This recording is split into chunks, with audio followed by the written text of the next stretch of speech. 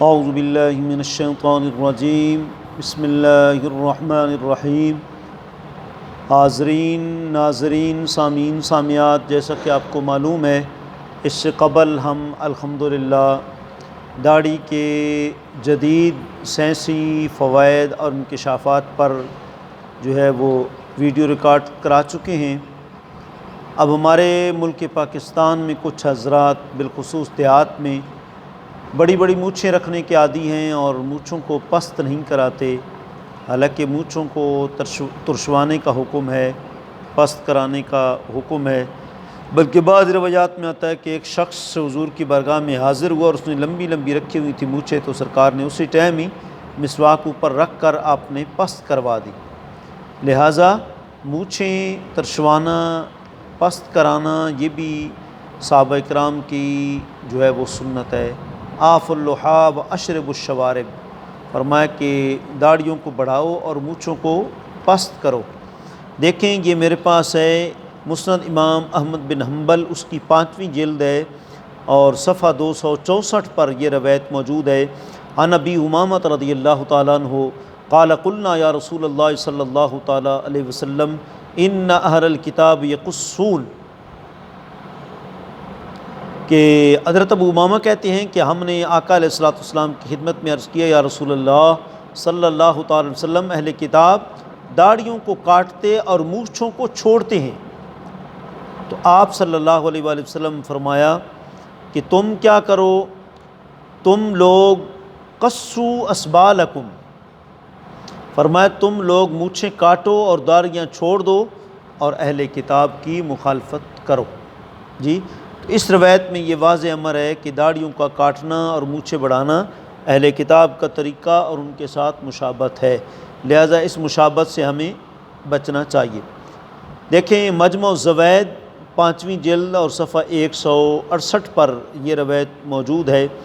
حضرت ابن عباس رضی اللہ تعالیٰ عنہما راوی ہیں، کہتے ہیں لما فتح رسول اللہ صلی اللہ علیہ وسلم مکہ تھا قال ان اللہ ورسولہ حرم شرب الخمر وسمنہا۔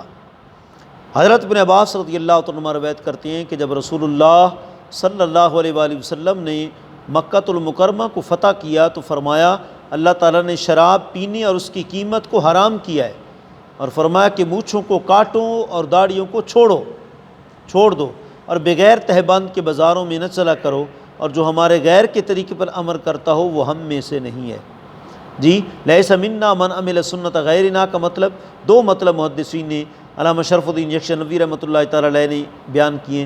ایک مطلب یہ لیس منا کا کہ وہ ہمارے طریقہ محمدی پر ہی نہیں ہے، ہمارا طریقہ محمدی یہ نہیں ہے کہ مونچھیں بڑھاتے جاؤ نہ ان کو ترشواؤ، وہ ہمارے طریقہ محمدی پر ہی نہیں ہے۔ اور دوسرا اس کا مطلب یہ بھی ہے کہ اس کا مطلب یہ ہے کہ وہ شخص ہماری امت میں سے نہیں ہے، میرا وہ امتی نہیں ہے، تو لہٰذا ہمیں مونچھیں پست کرانی چاہیے۔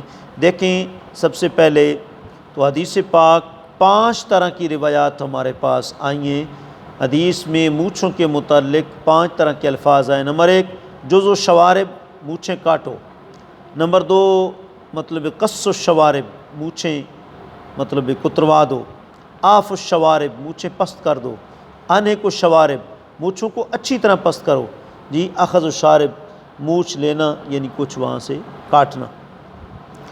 دیکھیں آقا علیہ الصلوۃ والسلام، حضرت زید بن ارقم رضی اللہ عنہ کہتے ہیں کہ آقا علیہ الصلوۃ والسلام فرمایا من لم یأخذ من شاربی فلیس منا، مونچھوں میں سے جس نے کچھ نہیں پکڑا وہ ہمارے طریقے میں سے نہیں۔ اس کا مطلب یعنی مونچھوں میں کچھ تو ترشوانا چاہیے نا، ان کو پست کرنا چاہیے، یہ تو نہیں لمبی لمبی مونچھیں جو ہیں وہ رکھ دیں جس طرح کہ کئی دیہاتوں میں کئی چودھری کئی پہلوانوں نے رکھی ہوتی ہیں، یہ جو ہے خلاف سنت طریقہ ہے، اس سے ہمیں جو ہے وہ بچنا چاہیے۔ داڑھی جو ہے وہ جس طرح داڑھی جو ہے وہ اس کے بڑھانے کا رکھنے کا حکم ہے، مونچھوں کو پست کرانے کا جو ہے وہ حکم ہے۔ اب دیکھیں ہم سائنسی بڑی مونچھوں کے نقصانات اور جدید سائنسی تحقیقات ہم آپ کی خدمت میں پیش کرتے ہیں کہ اس کے کتنے جو ہیں وہ نقصانات ہیں۔ جی دیکھیں جسم کے غیر ضروری بال صاف کرنا بھی انسان کی فطرت ہے، اس سے گندگی دور کرنے اور پاک صاف رہنے میں مدد ملتی ہے۔ تو اس میں بغل اور زیر ناف کے بال آتے ہیں۔ مونچھوں کا تراشنا یا مونڈنا بھی اسی مقصد کے لیے۔ بڑی ہوئی مونچھیں انسان کی خوبصورتی کو نقصان پہنچاتی ہیں، اور جو غذا اور پانی استعمال کرتا ہے اس سے آلودہ ہوتی رہتی ہیں، اس کی وجہ سے پیٹ میں گندگی پہنچتی رہتی ہے۔ بعض علماء کہتے ہیں مونچھوں کو اس طرح سے صاف کر دیا جائے، لیکن بعض علماء کی رائے ہے کہ مونچھوں کو اس طرح کاٹا جائے کہ ہونٹ نظر آنے لگے اور ان کا نشان باقی رہے، بالکل صاف نہ کر دیا جائے۔ اب ان کے جو ہے مونچھیں، لمبی مونچھیں رکھنے کے جو طبی نقصانات ہیں اور جدید یورپی جو ایک ریسرچ ہے وہ آپ کی خدمت میں عرض کرتے ہیں۔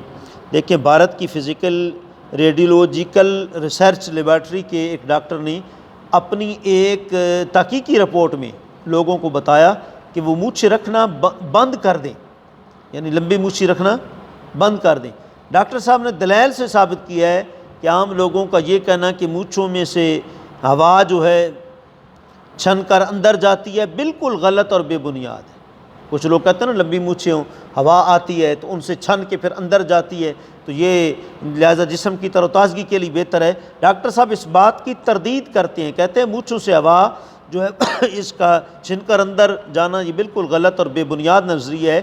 انہوں نے دعویٰ کیا ہے کہ بھاری مونچھیں رکھنے والے اشخاص جو سانس لیتے ہیں اس میں خاص مقدار میں نشہ آور چیزیں ہوتی ہیں، اور ان میں خاص طور پر فنوپیرین اور ٹولوین اور ایمونیا اور سلفورٹیڈ اور ہائیڈروجن اور ایسیٹون اور ایوپرین وغیرہ خاص مقدار میں شامل ہوتی ہیں، اور ان کا کہنا ہے کہ سگریٹ نوشی کرنے والے لوگوں کو تو مونچھیں خاص طور پر نقصان پہنچاتی ہیں۔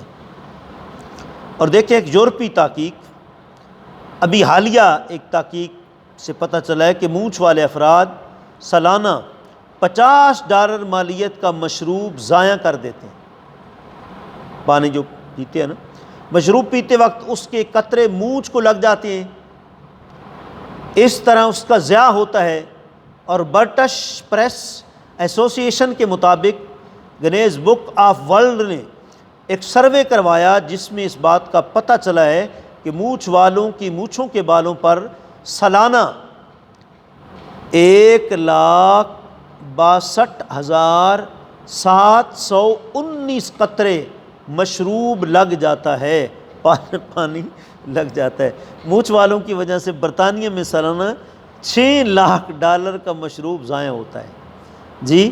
اور گینز کے ترجمان نے بتایا کہ مونچھوں سے بچا کر اگر مشروب پیا جائے تو اس سے نقصان کا خدشہ نہیں رہتا۔ اور گینز کے تخمینے کے مطابق برطانیہ میں 92,1370 ایسے مشروب نوش ہیں جو مونچھ رکھتے ہیں، اور یہ لوگ اوسطاً 180% سالانہ مشروب پی جاتے ہیں۔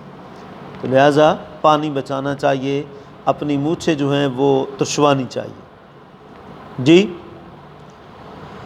کیول فادر ایک پرتگالی سائنسدان ہے، اس کی تحقیق کے مطابق انسانی ہونٹوں میں بڑے حساس اور تیز گلینڈرز ہوتے ہیں جن کا تعلق بالواسطہ دماغ سے ہوتا ہے۔